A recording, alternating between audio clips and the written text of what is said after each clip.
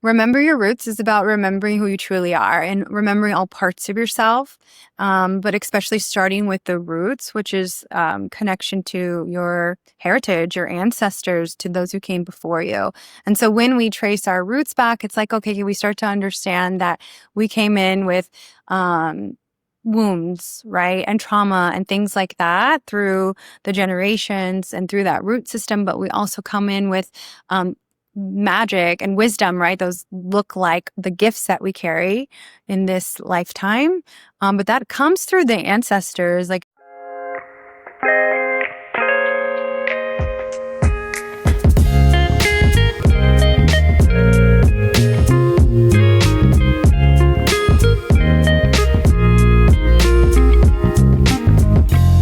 Welcome to a Broaderlands podcast. The opinions expressed on Broaderlands podcast are those of the guest speakers and do not necessarily reflect the views of the host or Broaderlands podcast. Christine, welcome to Broaderlands podcast. What an honor to have you on. thank you for having me. I'm excited to be here. This is the #1 podcast in Japan. Oh, wow, cool. I'm just playing around. It sounds good though, huh? Well, I was just like, that's so interesting because, there's a big Chicano movement happening there. Like they really like the Chicanos. So anyway, interesting. No, you're right. My friend MC Pancho from San Pedro, he's been there for years. They all know him, and yeah, it's crazy. I wanted to start this off with gratitude. I know you often talk about the Maya word Matheosh. Am I saying that right? Yes, you said it perfectly. For gratitude, and I would love for you to expand on that, the power of gratitude and how it has helped shape your spiritual journey. Oh, thank you for this question. It's everything. When I say it's like the cheat code to life, because it's living in like love. It is this expression of love. It's a giving and a receiving of love, and love is the highest expression. And to Indigenous cultures, to almost all Indigenous cultures, gratitude is everything because it keeps you happy, it keeps you healthy, it keeps you in harmony with the energies all around you, with the seen and the unseen world. And it's living in reciprocity with life, right? It keeps you in this beautiful frequency of love. It keeps you understanding that this life is a gift that we have been granted, and we are really blessed to be here, and it's not always perfect. So even in the challenges, we can find, and if we can hold on to that thread of gratitude, it can help us like a lifeline, right? It can support us. It's like, yes, you can feel into grief and rage, and there's a lot to feel in this world. But there's always the ability to still feel grateful for your life, for where you are, knowing that the challenges that you face also support you, and understanding the world, understanding yourself. It supports you in growing and evolving, all these different things. And then being in that frequency of gratitude allows you to then attract more things to be grateful for. So it's everything. It helps you to manifest more things to be grateful for, magnetize more things to be grateful for. So there's so much you can be grateful for in this moment, even if it's the little smallest of things, right? A roof over my head, this cushion I'm sitting on, this air in my lungs, the smallest of things. It just sets the tone for your life. And so I like to practice gratitude every day, especially in the morning. The first thing I think of is what am I grateful for? And so even if I wake up groggy and I'm in whatever energy maybe I had a bad dream, or I just don't feel good, I had a stomachache or something like that, I can at least be grateful for the ability to have slept. How about that? Or to have the blankets, to be cozy, to be warm, just the smallest things. But that then sets the tone for the rest of the day. And so I like to share with people, like, make sure you have your gratitude practices. And it's not just about speaking and saying thank you, but it's about feeling the gratitude in your body. And so the Maya like to think from their hearts to the hearts of everything, because they know that spirit isn't everything, that everything is alive. And so they say Matheosh, which is deeply felt gratitude. It's not just a simple thank you.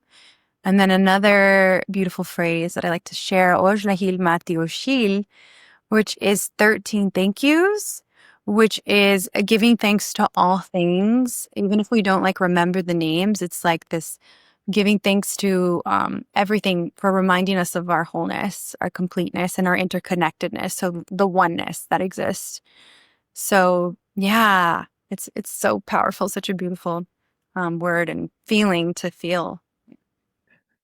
Thank you. That's one of the things I learned on the spiritual path early on. I went to the 12-step community to get sober, and it really helped me launch and find my own path. And but gratitude, I always say gratitude is a vitamin for the Yes. soul. And I always said, complaining strengthens an unhealthy ego, but gratitude is a vitamin for the soul. And I've never practiced having gratitude and living with gratitude. I was always complaining and speaking victimese. Totally.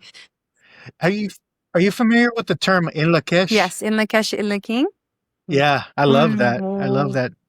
I mean, we often hear about, and I love what you say about savages. When Christianity came, they called people savages and heathens and pagans and whatever, but they lived in a maybe you can share on that. The Maya, what are some of the misunderstandings with the Maya people? They weren't devil worshippers or anything like that, but they lived more in harmony with nature, with life, with one another. In Lakesh Alakim, yes, and this phrase means that I am you and you are me. And exactly. So they were biophilic people.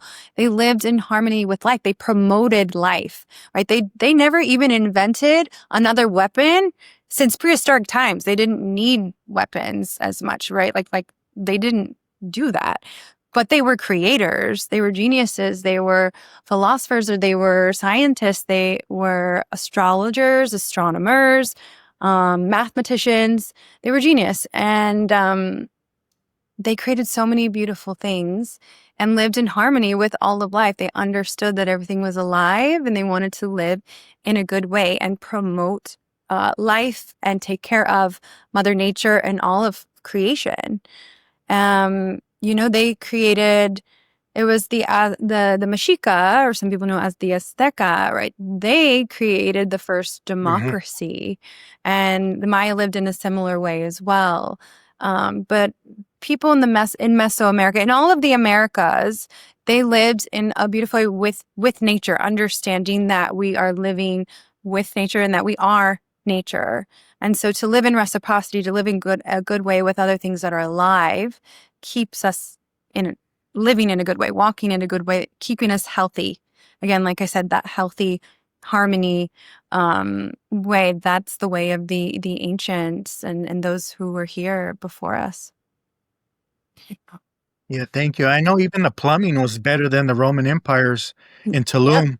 You go to Tulum and they talk about the plumbing, how great it was. When the Spanish came here, they couldn't believe how pristine. And for sure they came and they felt, I think, they saw things and wanted it for themselves. But it was so beautiful. They said that they could eat off the floors. So imagine coming from such, it was like very disgusting. There was like so much disease and it was dirty, and they didn't even have plumbing then. So then they come to the Americas and they see these beautiful temples and the structures and everything. They are like, it was like a dream, right? A walking dream. And it wasn't, oh, we have reverence for this, but it was like, no, let's take it for ourselves. What can we take, right? When they realized that they had gold, when we had gold, they wanted that all for themselves. They came with this greed, and they saw us as less than because of the color of our skin, not because of the way that, the ancient ones lived, the indigenous peoples lived. So it's so fascinating to think on history, not how things actually went. But of course, what we're taught, it's like, history is written by the conquerors. They don't want to share about how their ancestors came here and, all the horrible things that they did. They want to deny those parts. They want to suppress that, and also keep a people who have a really incredible roots and, wisdom within. They want to keep them down and keep them away from that understanding, because it keeps you, when you understand that you come from so much beauty, you can't help but be powerful and understand that you're a beautiful, powerful being, that you have this wisdom within you. They have this magic that's within your bones and your blood. And what they wanted was disempowered people so that they could control them, right? Mm. Are you familiar with Diego de Landa? No. I'll show you the book after we're done recording, but he was the first bishop of Yucatan, and he wrote a diary, and they published it eventually. But without that diary, there wouldn't be, we wouldn't have broke the code to the Maya writings and what they meant. So it was important to find that. But he wrote about like he'd probably wrote, we killed Christine. We had we had to hang her because the other Spaniards were coming, and she was pretty. She was a virgin, or her friend Tina was married, and he wrote it freely. He was a bishop. He was a psychopath, basically. Yeah, Well, so it's a very interesting book. yeah. Yeah, it's crazy. Mhm. Your book, Remember Your Mhm. Roots. What does the title mean to you? And how did you come up with it? It's such an interesting story of like how the book came through. Remember Your Roots is about remembering who you truly are and remembering all parts of yourself, but especially starting with the roots, which is connection to your heritage, your ancestors, to those who came before you. And so when we trace our roots back, it's like, okay, we start to understand that we came in with wounds, right? And trauma and things like that through the generations and through that root system. But we also come in with magic and wisdom, right? Those look like the gifts that we carry in this lifetime. But that comes through the ancestors. Like if you, for instance, are a singer, right? You most likely have a beautiful, powerful singer ancestor in your past. If you're a writer, you for sure have ancestors who are writers, these kinds of things, the biggest gifts that you carry, you're not the first one to do it. They've done it as well. And so we can also start to tap into a lot of that when we start to have a relationship with the ancestors. But also when you start to trace the roots back, you go further to understand that there's so much more there than just your relatives, but the ancient, the wise, the well, right? You have medicine people, magical people there. And then if you go back further, you recognize that even the beautiful elementals are your ancestors too. There's so much, right? The earth, the wind, the waters, all of these, we're all connected to all of it, and it is you. And so even if you can't say I can't connect with with any of my relatives, I don't have a connection with them, or I don't want to have one, perhaps you can start to go back further, and there's going to be someone there that you can connect to, or at the very least you can connect to an elemental. And once we go back to the start, it's realizing that we are all one, that yes, we have these unique stories, and it's so important to know our stories and understand that we have these different upbringings and things, and allowing ourselves to put each other in our shoes or other shoes, right, by sharing those stories. But it's understanding that we all come from a lot, and there's a lot of trauma and things like that we've experienced, and we are spiritual beings having a human experience, and that we are one as well. And so it's like understanding all of it. And so the book is 13 chapters. 13 represents wholeness, completeness, magic, connection to the unseen, to the ancestors as well. And it's starting from chapter 1 is like the mind, right? And then we go into the body, then we go into spirit, then we go into relationships, then into ancestors, and it kind of just like ripples out. But it's understanding that we're all of it, and we have all these different parts to ourselves, and what we need to do is understand them, so that we can acknowledge what is there and exist, so that we can love them. Because what everything needs, even the parts that the shadowy parts that we want to deny, and so many people in the conscious community are stuck in the love and the light phase, thinking that this hierarchical way of thinking and being just high vibe is it, and that's not it. We're not meant to just be high vibe. We're meant to be expansive and be accepting of these different expressions, but we're meant to be in love. is what we're meant to be. And so it's giving love to all these different parts of ourselves. The roots, the trunk of the tree, as well as the branches, right? So rooting into connection to the ancestors, to Mother Earth, to all parts, to all sentient beings, to our brothers and sisters, knowing that we are all kin, we're all related. And then also that rising up, that's like a reaching up to the heavens and the cosmos, knowing that we're like this beautiful connection to all that is. Like we're like the merging between those two powerful magical forces. I appreciate that. Yeah. Do you believe Mother Earth's equilibrium's out off balance right now because of our forgetfulness? I think I haven't heard it said in that way, but I think we are a bit out of balance, collectively, and a lot of people are. And so, yeah, I think the pendulum, I would say, I see it more like a pendulum, like it's swung to, another side in a big way. And so a lot of us are kind of holding on to this other side, and we get to, kind of find this balance. Yeah, thank you. I would love for you to talk about your upbringing, because I relate a lot to your story, and I think it's a beautiful unfolding of awakening, going through the trauma to who you are today. I would love for you to share your life experience, if you don't Absolutely. I mind. would love to. Thank you for this question. Yeah, I think it's so important to share our stories, to see our reflections, because we're so much more similar than we are different. For me, I grew up in Riverside County. I like to say I came into the world very magical. I think we all do, connected to my imagination, which being connected to the imagination just supports us in being connected to the unseen, to the magical realms and worlds that already exist, that are there. And so I was in that a lot, and that was like a gift.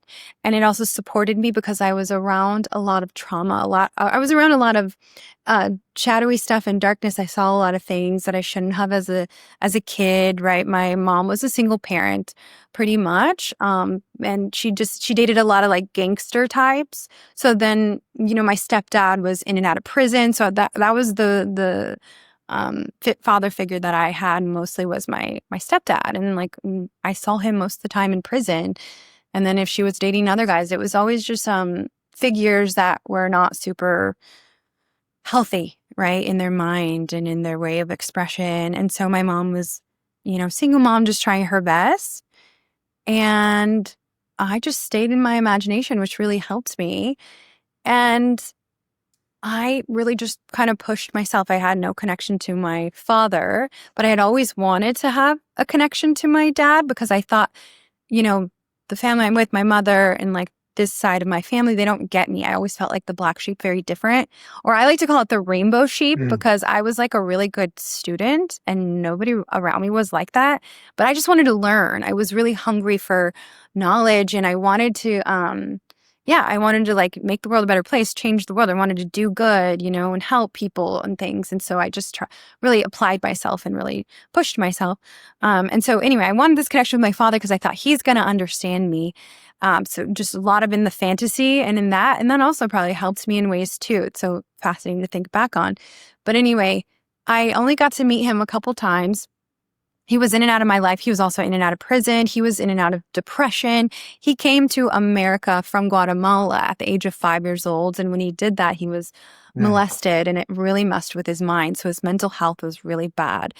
And this is a man who was, also very intelligent, but very wounded and very hurt, and couldn't get out of the story of the wounded archetype. And so then he hurt other people, which is very common. It's like, we hear this all the time, hurt people hurt people.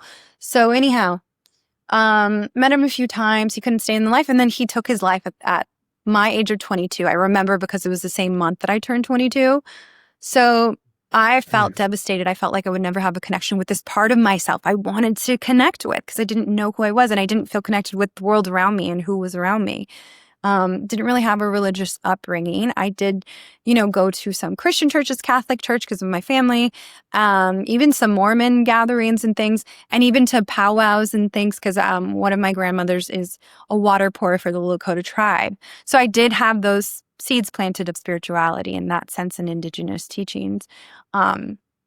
But lost myself in my 20s very much. So I was very traumatized from my father's passing and the way he went, because he took his life.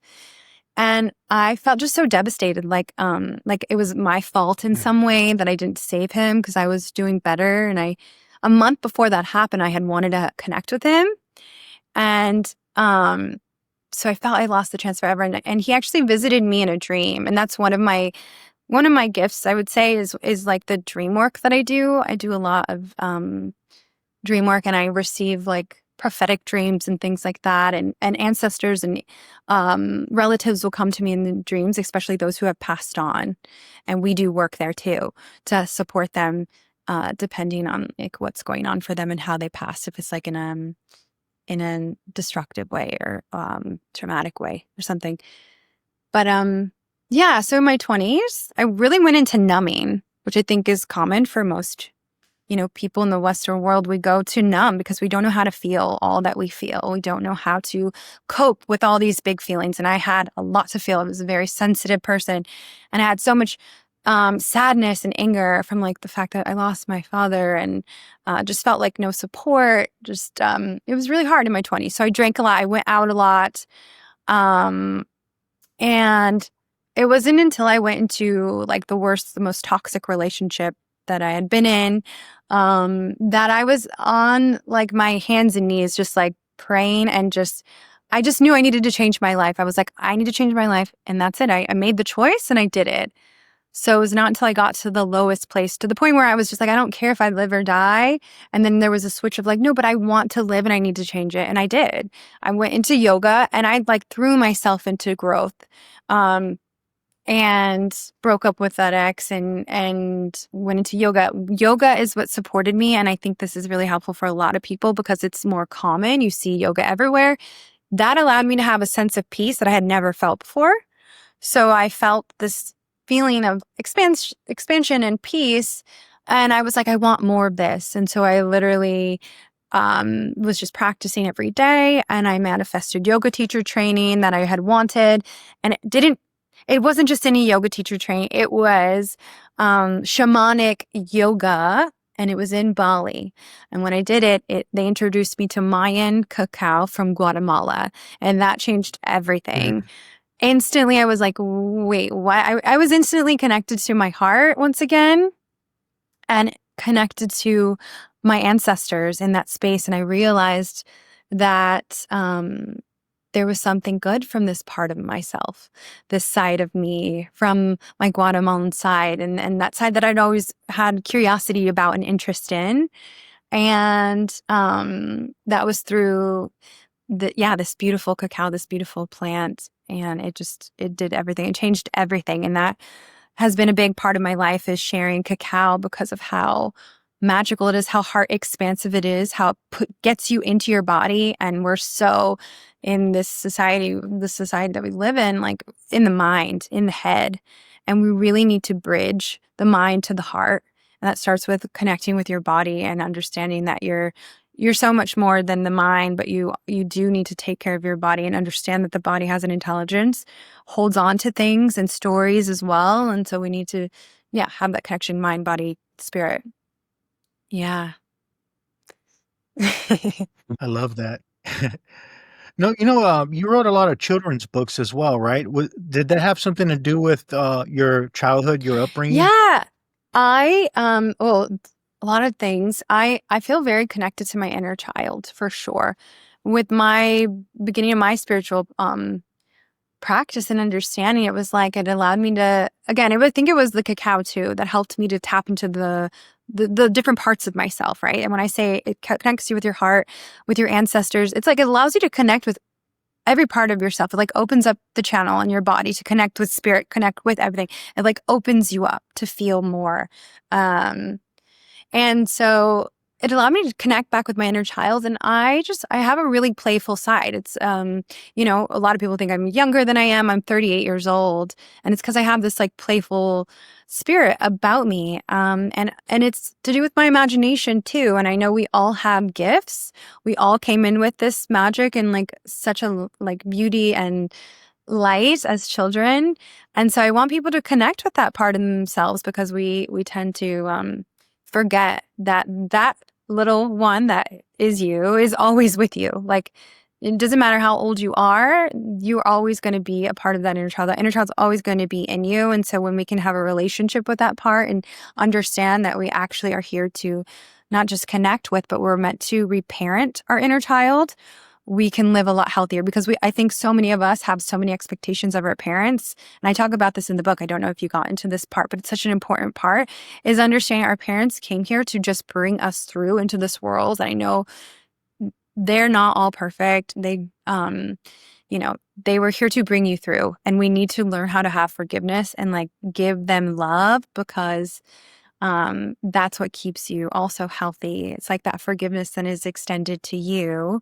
And they're simply here to bring you through, and you are here, and this is a gift to be here. So you weren't meant to be perfect. They were just meant to usher you through. And now you are here, and you have the responsibility to parent your inner child to be the best mother and father that you have ever wanted, and to give them what they need. So connecting with them, holding them. I have a really beautiful practice. If you want to do it, we could do it now to show people. Okay. Sure. So you can close your eyes and just imagine your little inner child and see his face, and just like note what he looks like, how old he is, and just breathing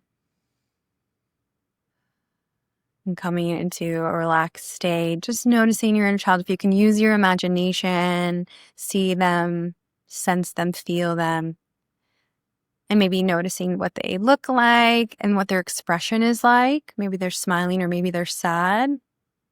And just asking them 3 times to get to the root of it and the answer. But how are they feeling? How do they feel? How are you? Just asking them, how are they? And they might be sad or angry or happy, excited you're there. Who knows? Maybe it's your first time connecting with them, and so they're just like, I don't even know. There could be a big disconnect, but just softly coming to them. Maybe you can even see them. Maybe you can reach out your hands and you can hold their hands in your own. And asking them, what is it that they need? Asking 3 times to get to the answer of what it is they need. They may say they need, a hug or ice cream, words of affirmation, or they want you to listen to them. What is it that they need?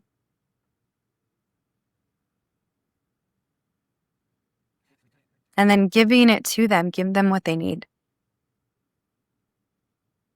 And so you can have that moment of imagination. And when you're ready, you can open your eyes and just hugging yourself, feeling and giving your own love, receiving your own love.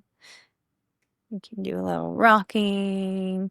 But this is like a daily practice. If you don't already have a practice of connecting with your inner child, this is something you could do every day. And then when it comes to the books allow you to connect with your inner child as well.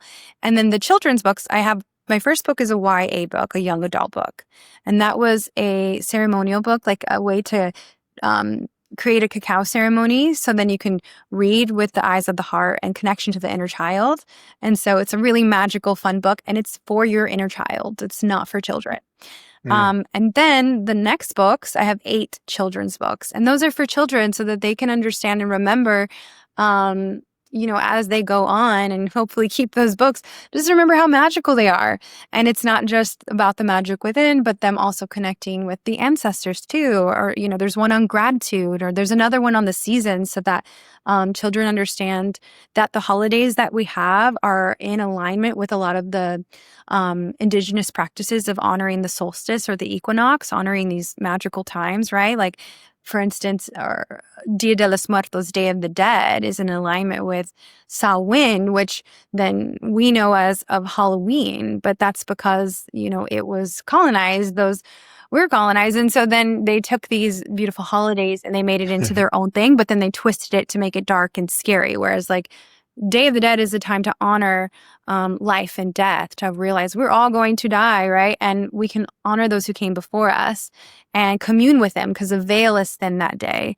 So we can be in relationship with them and give to them, right? We create these beautiful altars. So we're like feeding the spirits, feeding the ancestors, and honoring them, and recognizing that we come from so much. And this is very normal throughout so many different cultures, right? In Japan, in China, right? There's ancestral veneration. Again, it keeps you in harmony with all of life when we have these relationships with ancestors.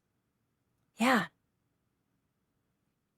I appreciate that, and I appreciate some of the writing you put about being a child. You talk about it's important to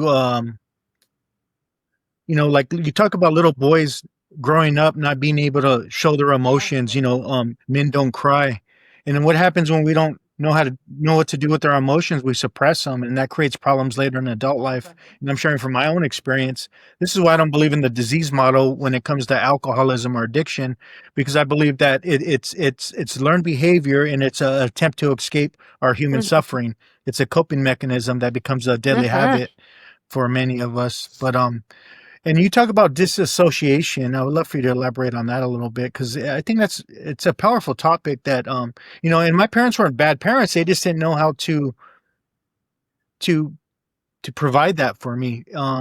Maybe they didn't know how. I started looking into my parents, even just questioning, not even having the full answers, and having a deep understanding of myself. I start to get I can only imagine what my parents been through, and I start to get some answers intuitively, and then I have more compassion instead of having resentment towards my mother and father. Exactly. Oh my goodness.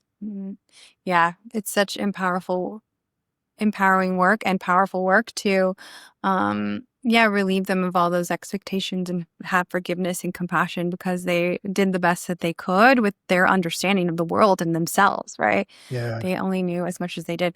But disassociation, I mean, I had to disassociate. It kept me, it's a coping mechanism, right? It helps you to survive. It's a survival mechanism. It allowed me to be able to be in that space. It's kind of like entangled or connected to that imagination. It's like you disassociate, or you like leave that space, and then you kind of go somewhere else.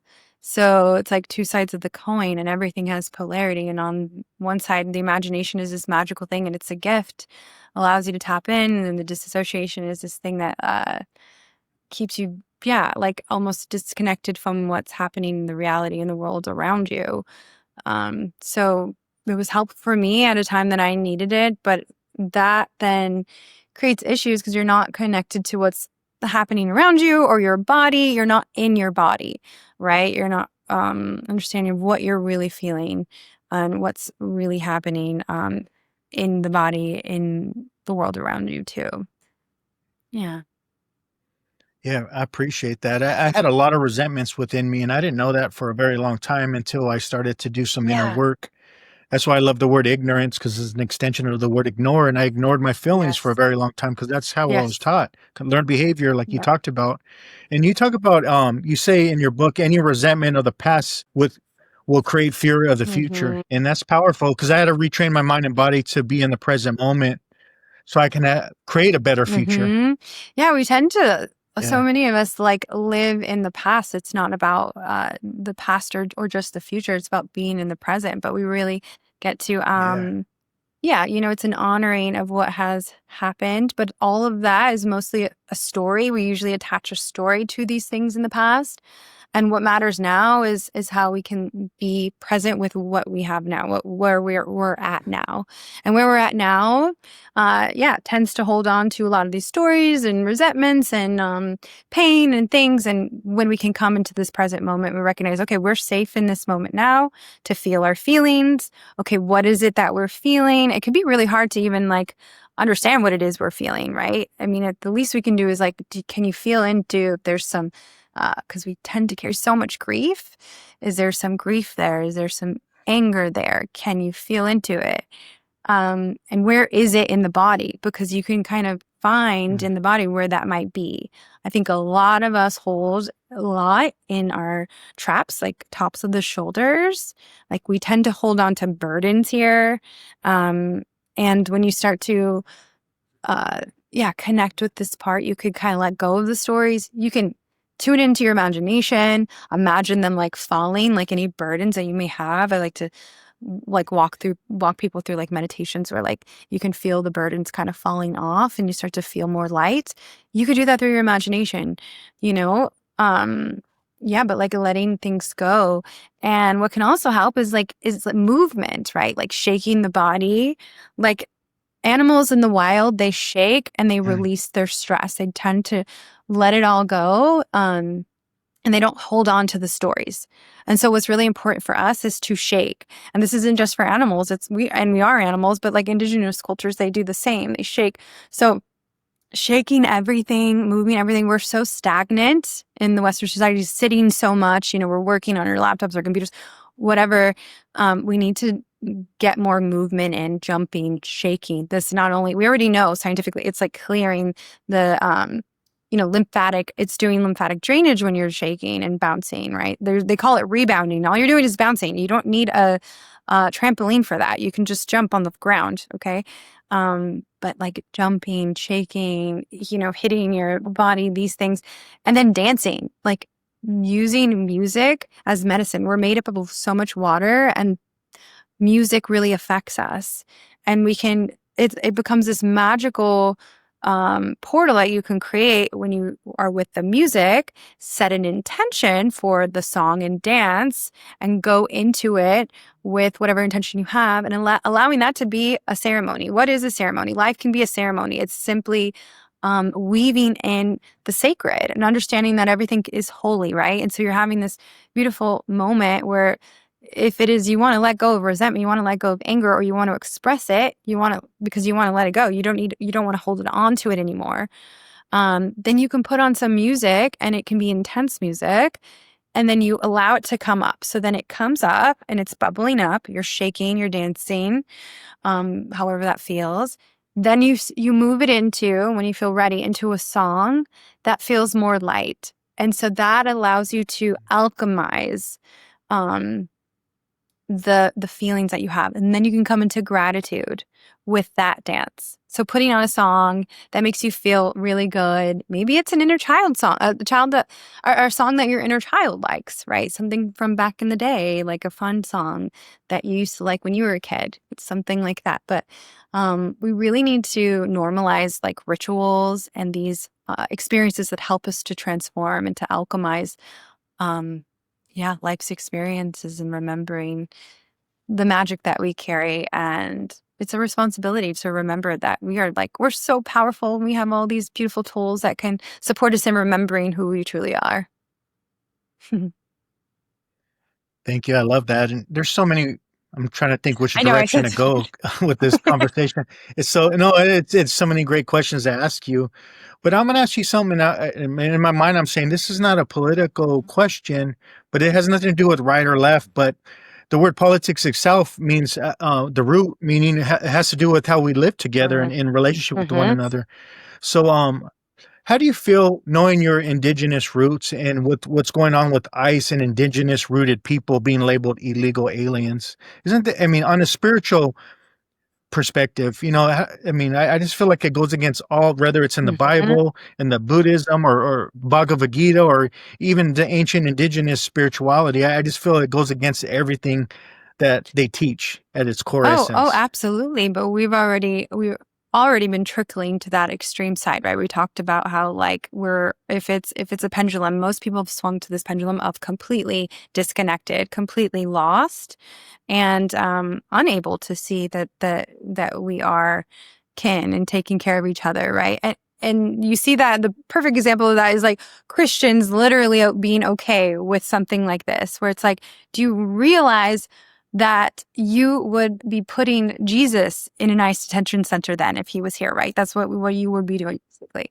Yeah. These are innocent peoples going into these detention centers because of a rhetoric that the president shared. And it's like, it was never about the illegals or about the criminals. It was always whatever. There's a lot of different ideas of what it is, but what it is doing, of course, is it's so much more than politics. It's about humanity. Like, this is so not okay. What is happening on our own land? And of course, we know about these wars and things happening, and they're actually always happening. But when it's happening in your backyard, it's really important to speak to and to have care and take care of each other, because these are your neighbors. It's your kin, your family, but it's happening right in your face. And so it's so important to understand that we need to do something about this. We need to talk about it. We need to bring awareness to it, because it's happening in your neighborhood. But it's like the spiritual side of this. It's so fascinating to think that they're going after those Indigenous peoples who have such a beautiful connection, whether they know it or not, like to the lands, right? Because they're native to the lands for such a long period of time. And so it would be like no wonder that they would want to disconnect them from the land and keep them disempowered, right? It's a continuation of colonization is what it is. But also it's an opportunity. If we look at everything as a paradox and everything is like there's two sides of everything or spectrum of everything, what is this teaching us? How can this allow us to see how we are all connected and we are hurting our own kin, our own people, and we need to stand for each other. And it's starting with the people who are most disenfranchised, most disempowered, the people with the least amount of power that are being taken advantage of. And then they're going to come for everyone. It's not just about this one demographic, but they're going to be coming for you. They're starting with these people because they see them as the biggest threat because of their brown skin, right? And what's just so fascinating, like the brown skin, them being like the earth, right, too. And yeah, we definitely have such magical roots. Like, think of our civilization. We were doing that for thousands and thousands of years. The colonization has only been happening for hundreds. So yeah, it's a really, really magical, different heritage that they are going after. But I think it's all by design, and we can see this as opportunity as well. And it's almost like they're creating almost I don't know. I see a lot of these innocent souls as like angels that are here to wake up humanity. I think this is a big wake up call. I agree with you. I always talk about problem, reaction, solution. And I think they have like people that study human behavior, behind the scenes that work for these darker forces, and they create the problem. People react. They react with the solution because they know how the reaction is gonna be with studying human behavior and psychology. These dark forces, this hidden hand behind the scenes, and then they create more of a police state because it's for more power and more control. But the problem with that, what's going on with that is we're waking up. I think a lot of, and I wrote an article on this. I think what we call the Latino world, they're waking up to their roots, their indigenous roots that they weren't aware of before because we were dummied down or we were forgot. Basically. Yeah. And we've been so disconnected from each other as well, right? They put us in these little demographics that you are this kind of Latino, you are this kind of Latino. Or that even the fact that we are Latino, we're Indigenous. We're Indigenous peoples to the Americas, right? So there's all these different labels that they give us that keeps us separate.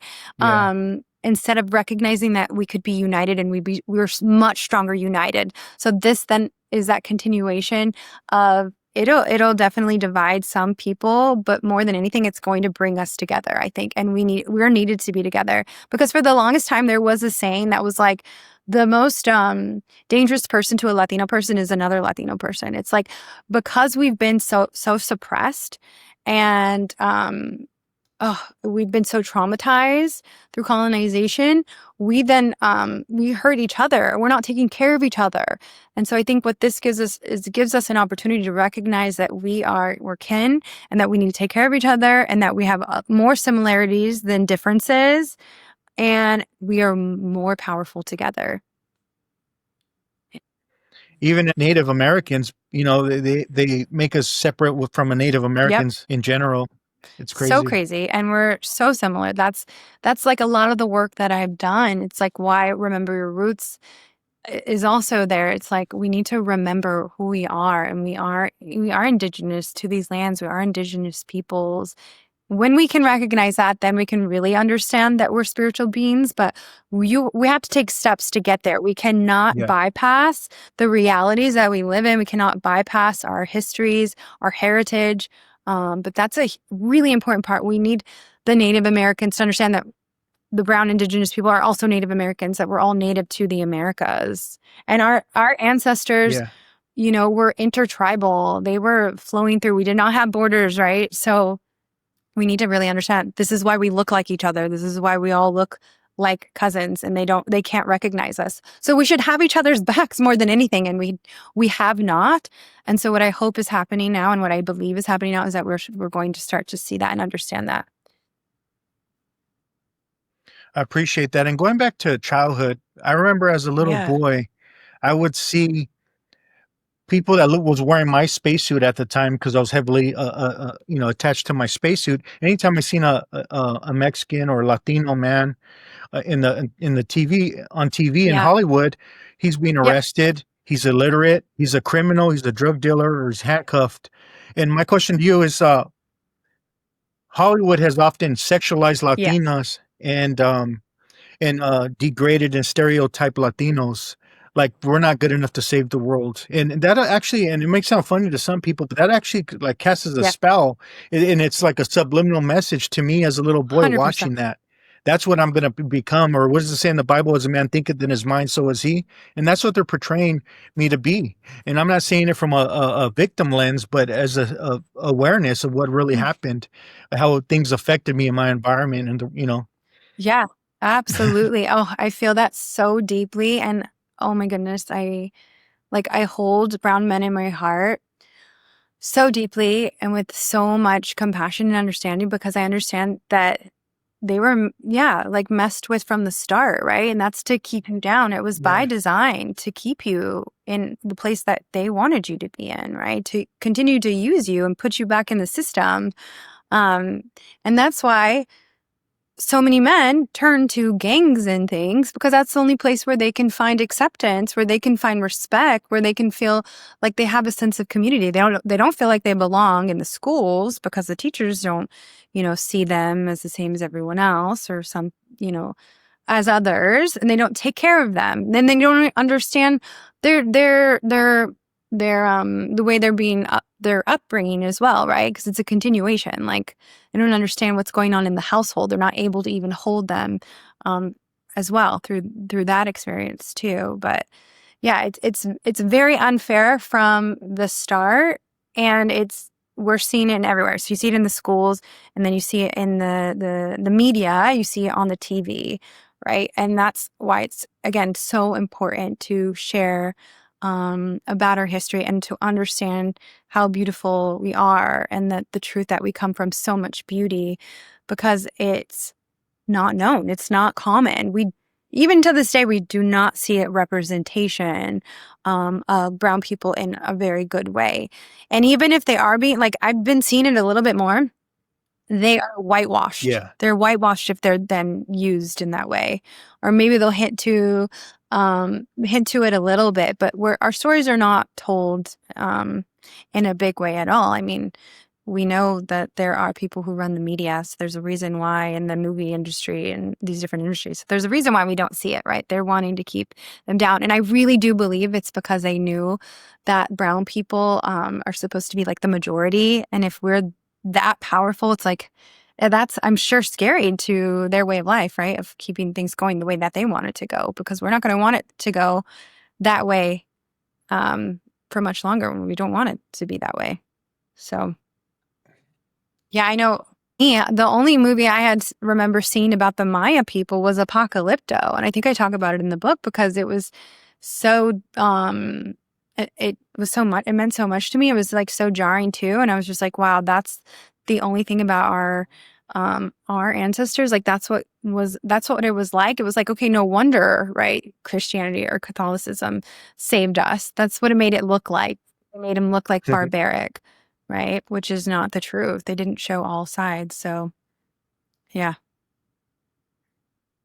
And then they had a misunderstanding of the feathered serpent, thinking we're devil worshippers, but who's doing the murdering? Exactly. Who's doing Exactly. And all cultures did, the had sacrifices in different ways.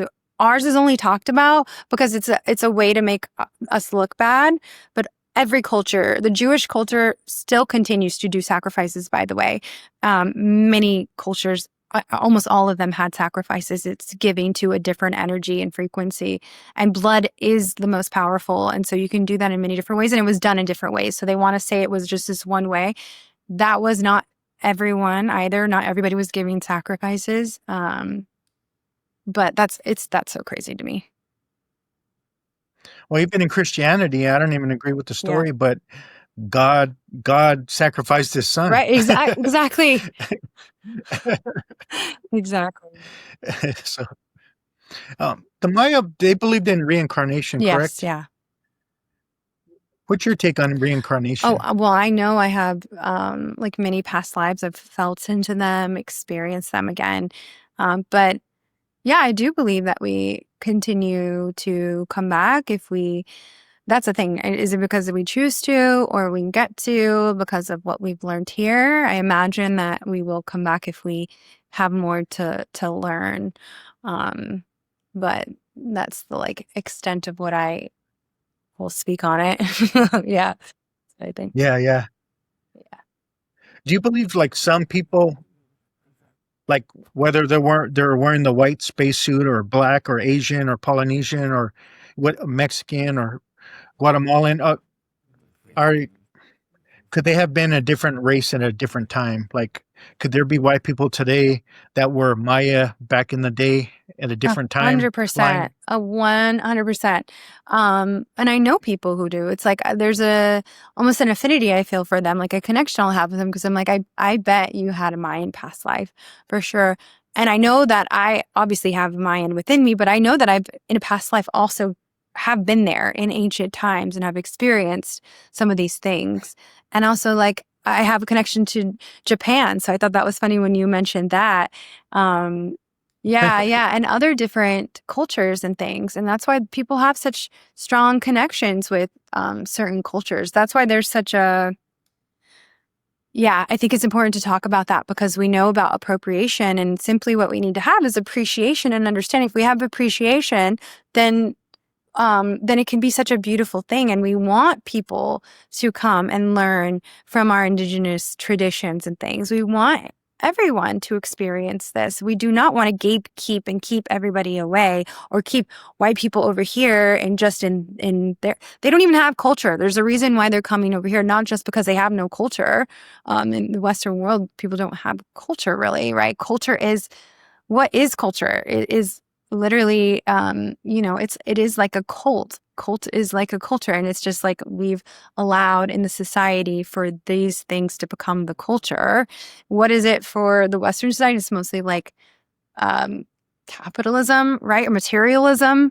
So then they see these beautiful things and colors from all these other cultures. So that brings them back to that remembrance of how beautiful it was in a past life, I'm sure.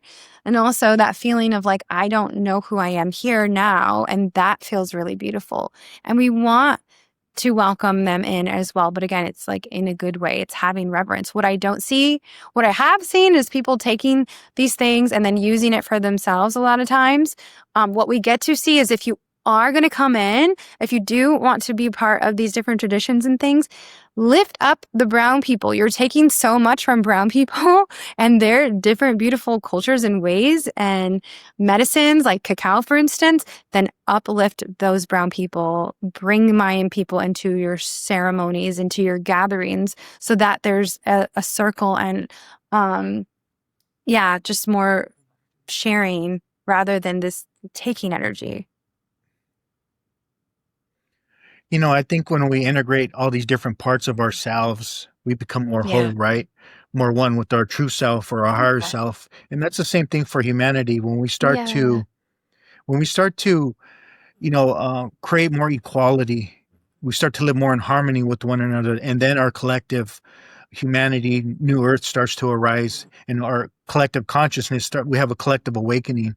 And so I think it's important to have this conversation, because some people may be listening like, what do you mean you're talking about just brown people and white, like if we're in a conscious separation, but it's about bringing each other back in harmony with one another and have equality. And it starts with equality and respect, like you are another me and I am another you, regardless of the spacesuit. Exactly. We are. Exactly. And we get to, acknowledge our lived experience in these, avatars that we get to have here.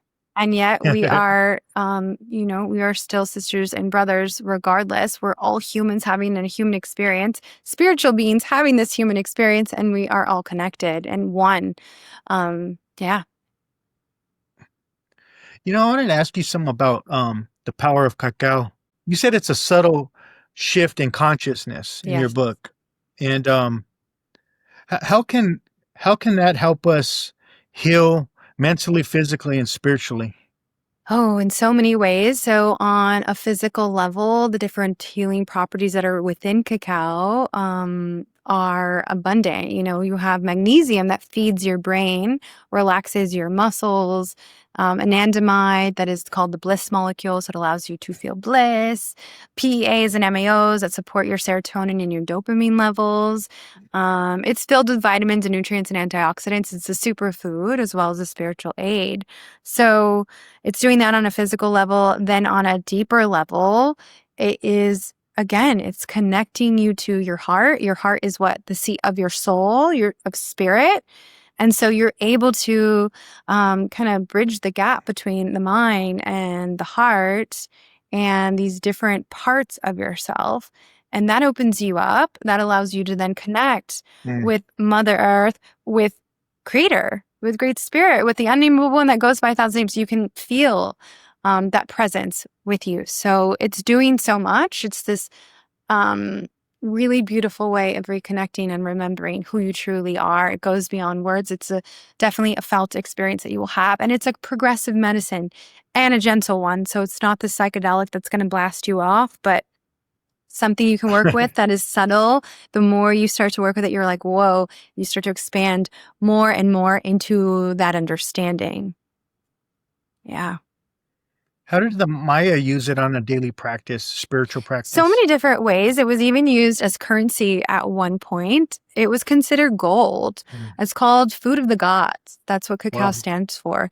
And so they used it for so many different practices, for shamanic practices, for medicinal practices, and for many more practices that we don't really know about. But what we do know is it's used as an offering, especially nowadays. It's used as an offering to give to the fire in Mayan fire ceremonies.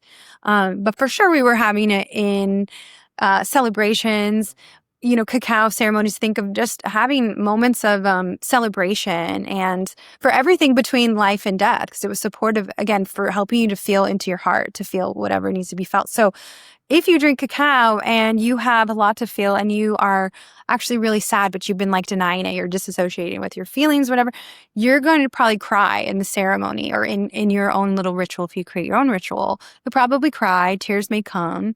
Sometimes giggles will come or sweat will come, but it allows you to kind of like release, to let go, to make space so that you can feel into more truth of who you really are. You got into yoga. Did you find anything did the Maya have their own practice similar to yoga? I didn't find that, but I do wonder if they did. They probably did. But I did not find that during my yoga training and things. When I've gone to Guatemala and connected with the elders there, they have dances, and their way of connecting with spirit is through ceremony, through fire, connecting with the fire, right? It's like their way of meditating with the fire, right? With like yoga, it's like you do the movements, right? To then support you with your meditation, to connect with spirit. It's like, no, their way that I have seen is like they have dance, they have the fire ceremony. Yeah, in your book, you talk about the breath of life, and I love that section. And you talk about the wind has wisdom. Yes.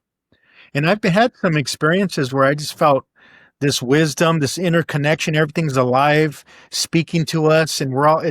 And then there's other times where I'm just walking and I just feel the wind, and it's like nothing. But I've had those Yes. moments where I just felt connected to everything's alive and conscious. Yes. That's so beautiful. Yeah, I like to say, like, listen to the whispers in the wind. It's like the ancestors come through in the wind a lot of times. Yeah, that's so beautiful. There's in the 12-step community, when you get to the steps, you're allowed to have your own conception of God, right? What we call God. And I've heard people talk about the wind and people laugh at them, but they don't realize how powerful that is. Absolutely. And all of the elementals have their own, right? Like wisdom and magic, but the wind is a huge one. It's so beautiful. Yeah. Yeah, appreciate that. What does it look like you talk about active surrender. What does that look like in your life on your spiritual path? Active surrender. I think allowing, the practice of surrendering to the flow of life and actively doing so, because so many changes come and we want to try to control how that's going to look, how it's going to feel and be. But we can't control everything. And what we really get to do is surrender to the flow, surrender to the way things are going to look. You can have your goals and aspirations and desires for the way you want to feel in your future or for your life, but surrender to how that's going to be experienced, or how that's going to really look, actually, more than anything. I love that. There's a saying that obstacles are not blocking your path. The obstacles are your path. And just coming to acceptance with what's happening right now in the present moment, and to flow with it. Yeah, learn from it, accept it, instead of trying to control it. Let it teach you, let it grow you, let it expand you, recognizing that everything is here to do that, actually, if you let it. Yeah, I appreciate that. I would love to have you back on in the future and talk more about your book when I fully read it. Yeah. So I appreciate you Thank coming you on. so much for having me. You have such a gentle spirit and soul. I deeply appreciate who you are and everything you've been through. And I know I didn't get to hear a lot about your story, but I see you. And just thank you for your beautiful reflection. Yeah, thank you. Do you have any last words how we could find you, your links, your books? I'm on Instagram at Christine Olivia _ that's ChristineOlivia _ or I am ChristineOlivia.com, and you can find my cacao there. I do Mayan astrology as well, and I'd love to come on to share with you about that. I have a Mayan oracle deck that's coming out next year. That's going to be really fun. So we could talk about that at another time. But thank you so much for having me on. If anybody wants to get cacao, that's somaluxcacao.com. Maybe you could put the link somewhere, and they can use code. Awesome. They can use code MAGIC, all caps MAGIC, or Compton Crip. What right? is it? I said, or Compton Crip. That's a joke. Really quick, I know you lived in Culver City. Do you think Tito's Tacos is overrated? Kind of, yeah, but they're pretty good too. Yeah, they're pretty good. I think it's a little overrated. They're pretty good for Culver City, but if you just literally drive like any other direction for 30 minutes max, you're going to get like way better tacos probably. So yeah. Oh my gosh. Highland Park has the best tacos. Just go to like so many places. Does it? Yeah. Appreciate you coming on, and love to have you back, and thank you again. Namaste. Thank you. Matheosh. Just know we out here. Know we out here working in a major way. Had to speak on it just to make a play. Any given subject, know we make a way. Time to level up on a day-to-day. Know we out here working for the greater good. Expand your mind, broaden your lens the way you should. From the stars to the galaxy to speak on spirituality. Higher understanding for the neighborhood.